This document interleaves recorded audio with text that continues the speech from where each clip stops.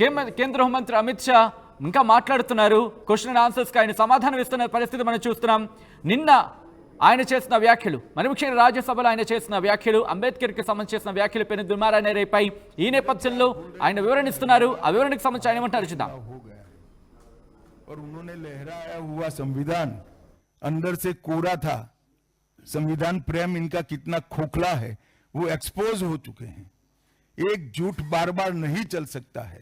अंततोगत्वा सत्य जनता तक पहुंचता ही है. రైట్, కేంద్ర హోంమంత్రి అమిత్ షా ఆయన మాట్లాడుతున్నారు. మరి ముఖ్యంగా నిన్న జరిగిన అంశానికి సంబంధించి ఆయన వివరణ ఇస్తూనే, దాంతోపాటు ఉదయం నరేంద్ర మోదీ కూడా కొద్దిసేపటి క్రితం ఇన్ఫాక్ట్ ప్రధాని నరేంద్ర మోదీ కూడా ఆయన ఇదే అంశానికి సంబంధించి దాదాపుగా 3-4 ట్వీట్లు అయితే మనకు కనిపిస్తుంది. ఆయన కూడా మాట్లాడుకుంటూ వచ్చారు.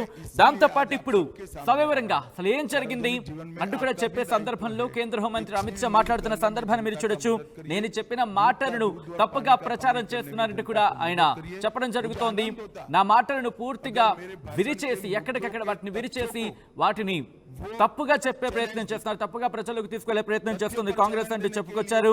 కాంగ్రెస్ ఇటు అంబేద్కర్ ని అవమానించింది, 2 సార్లు ఆయన గెలవకుండా చేసిందంటూ కూడా ఆయన చెప్పుకొచ్చిన సందర్భం. దాంతో పాటు కాంగ్రెస్ భారతరత్న ఎందుకు ఇవ్వలేదు అంటూ కూడా ఇటు ఇందిరాగాంధీ కావచ్చు, నెహ్రూ తమకు తాము భారతరత్న ప్రకటించుకున్నారు. కానీ ఇటు అంబేద్కర్కి మాత్రం భారతరత్న ఇవ్వలేదు అంటూ కూడా చెప్పుకొచ్చారు. ఆ తర్వాత భారతీయ జనతా పార్టీ మద్దతుగా నిలిచిన పార్టీ కూటమి అధికారంలోకి వచ్చిన తర్వాత మాత్రమే భారతరత్న బాబాసాహెబ్ అంబేద్కర్కి ఇచ్చిందంటూ కూడా ఆయన వ్యాఖ్యానించారు. దాంతోపాటు ఇటు అంబేద్కర్ను ఓడించడానికి తీవ్రంగా శ్రమించింది. ఆ సందర్భంలో దాంట్లో సఫలమైందంటూ కూడా కాంగ్రెస్ ఉద్దేశించి ఆయన వ్యాఖ్యానించారు. ప్రస్తుతం ఆయన చేసిన వ్యాఖ్యలు పెను దుమారాన్ని రేపాయి. నిన్న చేసిన వ్యాఖ్యలు అసలు ఇంతకీ ఎక్కడ ప్రారంభమైంది, ఆయన చేసిన వ్యాఖ్యలు ఏంటో ఒకసారి చూద్దాం. अभी एक फैशन हो गया है, आम्बेडकर आम्बेडकर आम्बेडकर आम्बेडकर आम्बेडकर आम्बेडकर. इतना नाम अगर भगवान का लेते तो 7 जन्मों तक स्वर्ग मिल जाता. अभी एक फैशन हो गया है, आम्बेडकर आम्बेडकर आम्बेडकर आम्बेडकर आम्बेडकर आम्बेडकर. इतना नाम अगर भगवान का लेते तो 7 जन्मों तक स्वर्ग मिल जाता. अभी एक फैशन हो गया है, आम्बेडकर आम्बेडकर आम्बेडकर आम्बेडकर आम्बेडकर आम्बेडकर. इतना नाम अगर भगवान का लेते तो 7 जन्मों तक स्वर्ग मिल जाता. अभी एक फैशन हो गया है, आम्बेडकर आम्बेडकर आम्बेडकर आम्बेडकर आम्बेडकर आम्बेडकर. इतना नाम अगर भगवान का लेते तो 7 जन्मों तक स्वर्ग मिल जाता. अभी एक फैशन हो गया है, आम्बेडकर आम्बेडकर आम्बेडकर आम्बेडकर आम्बेडकर आम्बेडकर. అది ఫ్యాషన్ అయిపోయింది. అంబేద్కర్ అంటూ ఇన్నిసార్లు కనుక దేవుడి పేరు కనుక తలుచుకుంటే 7 జన్మలకు స్వర్గం ప్రాప్తించి ఉండేది అంటూ కూడా నిన్న రాజ్యసభలో కేంద్ర హోంమంత్రి అమిత్ షా చేసిన వ్యాఖ్యలు ఇటు దేశవ్యాప్తంగా పెను దుమారాన్ని రేపాయి. మరి ముఖ్యంగా పార్లమెంట్ను పట్టి కుదిపేస్తోంది. కాంగ్రెస్ ఈ అంశాన్ని ప్రజల్లోకి బలంగా తీసుకెళ్లే ప్రయత్నం చేస్తోంది. దాంతోపాటు ఇటు ఆమ్ ఆద్మీ పార్టీ కావచ్చు, దాంతోపాటు ఇండి కూటమికి సంబంధించిన నేతలు కావచ్చు, ఇండి కూటమికి ఉన్న పార్టీలన్నీ కూడా ఇటు పెద్ద ఎత్తున నిరసన కార్యక్రమాలకు పూనుకున్న పరిస్థితి. కొద్దిసేపటి క్రితం ఆమ్ ఆద్మీ పార్టీకి సంబంధించిన కీలక నేత, దాంతోపాటు ఢిల్లీ మాజీ ముఖ్యమంత్రి అరవింద్ కేజ్రీవాల్ కూడా ఈ అంశం మీద ఆయన మాట్లాడారు. ఆయన మాట్లాడుతూ నిరసన వ్యక్తం చేశారు. ఢిల్లీలోని రోడ్ల మీదకి వచ్చి ఆయన నిరసన వ్యక్తం చేశారు. ఒకటే చెబుతున్నారు, ఆయన బాబాసాహెబ్ అంబేద్కర్ని అవమానపరచడం ఈ దేశం సహించదంటూ కూడా ఆయన రోడ్డు మీదకి వచ్చి నిరసన వ్యక్తం చేశారు. దీని మీద వెంటనే క్షమాపణ చెప్పాలి, ఆయన రాజీనామా చేయాలి, అంటే హోంమంత్రి అమిత్ షా వెంటనే రాజీనామా చేయాలంటూ కూడా ఇటు విపక్షాలు పెద్ద ఎత్తున నిలదీస్తున్నాయి. దాంతోపాటు ఇదే అంశానికి సంబంధించి మల్లికార్జున ఖర్గే కూడా రియాక్ట్ అయ్యారు. మల్లికార్జున ఖర్గే రియాక్ట్ అవుతూ ఇది మనుస్మృతిని వీళ్ళు ఫాలో అవుతున్నారు, మను చరిత్రలో ఏముందో దాన్ని వీళ్ళు పునరుద్ఘాటిస్తున్నారు, వాళ్ళు నేర్చుకుందే అది, దాంట్లో ఏం చెప్పారో అదే చెప్తున్నారంటూ కూడా ఇటు ఖర్గే దీన్ని ప్రస్తావించడం జరుగుతోంది. దాంట్లో ఏమున్నాయంటే ఒక 2 పుస్తకాలకు సంబంధించి ఆయన చూపిస్తూ మాట్లాడుకొచ్చారు.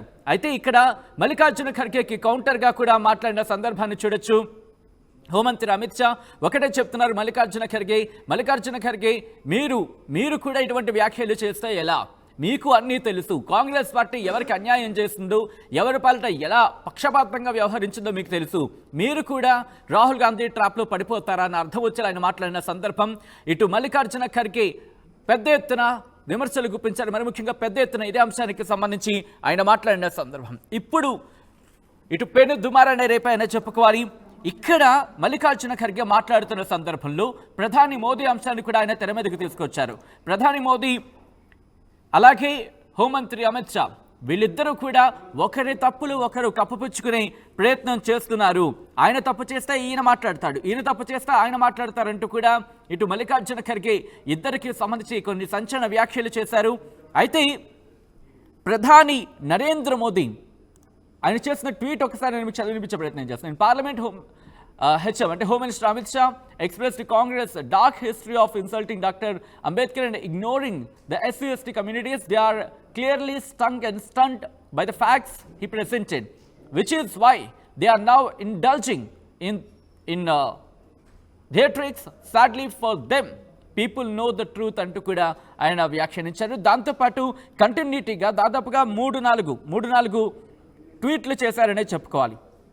దాంట్లో కొన్ని కీలకమైన అంశాలను కూడా ఆయన అక్కడ ప్రస్తావించడం జరుగుతుంది. నరేంద్ర మోదీ కొద్దిసేపటి క్రితం ఆయన చేసిన ట్వీట్ ప్రస్తుతం పెను దుమారాన్ని రేపింది. మరి ముఖ్యంగా if the Congress and its rotten ecosystem think there malicious lies can be hide their misdeeds of several years, especially their insult towards Dr. Ambedkar, they are gravely mistaken అని చెబుతూనే the people of India have seen time and again how one party led by one dynasty has indulged in every possible dirty trick to obliterate the legacy of Dr. Ambedkar and humiliate the SC/ST community అంటూ కూడా చెప్పుకొచ్చారు. అలా ఒక lengthiest tweet threads మాత్రం continue అయిన సందర్భాన్ని చెప్పుకోవాలి. ఇక్కడ ఇది పెను దుమారాన్ని రేపుతోంది. అంబేద్కర్ని అవమానించడం మీకు అలవాటైపోయింది అంటూ కాంగ్రెస్ చెబుతూ ఉంటే భారతీయ జనతా పార్టీని అవమానించింది మీరే కదా, అసలు ఆయనను అగౌరవపరిచింది మీరే కదా, మీరు మాట్లాడడం ఎంతవరకు సమంజసం అంటూ కూడా భారతీయ జనతా పార్టీ కాంగ్రెస్ను ఉద్దేశించి చెబుతోంది.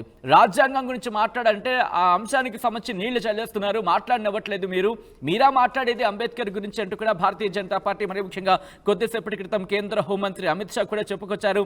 రాజ్యాంగంపై పార్లమెంట్లో చర్చిద్దామంటే ఆ చర్చను మీరు ముందుకు వెళ్ళనివ్వట్లేదు, వాటి మీద నీళ్లు చల్లుతున్నారంటూ కూడా కేంద్ర హోంమంత్రి అమిత్ షా కొద్దిసేపటి క్రితం చెప్పుకొచ్చారు.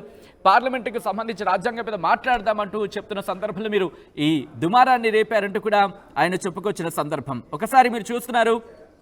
నిన్న రాజ్యసభలో కేంద్ర హోంమంత్రి అమిత్ షా చేసిన వ్యాఖ్యలు పెను దుమారాన్ని రేపేందుకు ఆయన నేనేమన్నారో ఒకసారి చూద్దాం. भगवान का लेते तो 7 जन्मों तक स्वर्ग मिल जाता. अभी एक फैशन हो गया है आम्बेडकर आम्बेडकर आम्बेडकर आम्बेडकर आम्बेडकर आम्बेडकर. इतना नाम अगर भगवान का लेते तो 7 जन्मों तक स्वर्ग मिल जाता. अभी एक फैशन हो गया है आम्बेडकर आम्बेडकर आम्बेडकर आम्बेडकर आम्बेडकर आम्बेडकर. इतना नाम अगर भगवान का लेते तो 7 जन्मों तक स्वर्ग मिल जाता. ఆర్టీవీ యాప్ వార్తల్ని క్షణాల్లో చదివే అవకాశం ఉంటుంది. ఒక న్యూస్ పేపర్, ఒక టెలివిజన్ ఛానల్ మీ చేతుల్లో ఎప్పుడూ ఉంటాయి.